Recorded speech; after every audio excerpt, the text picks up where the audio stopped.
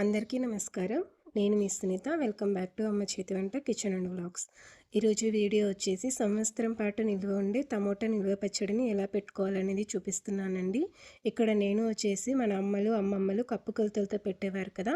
ఆ విధంగా కప్పు కొలతలతో అలాగే గ్రాముల ప్రకారం కూడా చేసి చూపిస్తున్నాననమాట. చాలా సింపుల్‌గా ఉంటుంది. సంవత్సరమైనా పాడవ్వదు. అలాగే రంగు కూడా మారదనమాట. చాలా అంటే చాలా సింపుల్‌గా, ఈజీగా ఫస్ట్ టైం చేసేవాళ్ళు కూడా పెట్టుకోవచ్చనమాట. ప్రతి కొలతని కూడా కప్పు కొలతలతో అలాగే వెయిట్ ప్రకారం కూడా చేసి చూపిస్తున్నాను. ఎంతో టేస్టీగా, సింపుల్‌గా ఉండే ఈ టమోటా నిల్వ పచ్చడిని మీరు కూడా పెట్టుకోవాలనుకుంటున్నారా? అయితే ఈ వీడియో కింద ఉన్న ఫుల్ వీడియో లింక్ ఓపెన్ చేసి ట్రై చేయండి. ట్రై చేశాక మీకెలా కుదిరిందో మీ ఫీడ్‌బ్యాక్‌ని నాతో కామెంట్ సెక్షన్‌లో షేర్ చేసుకోవడం అస్సలు మర్చిపోకండి. అలాగే వీడియో నచ్చితే లైక్ చేయండి. మీ ఫ్రెండ్స్ అండ్ ఫ్యామిలీస్‌కి షేర్ చేయండి. ఇలాంటి మరెన్నో మంచి వీడియోస్ కోసం మన ఛానల్‌ని సబ్స్క్రైబ్ చేసుకోండి. Thanks for watching. Thank you all.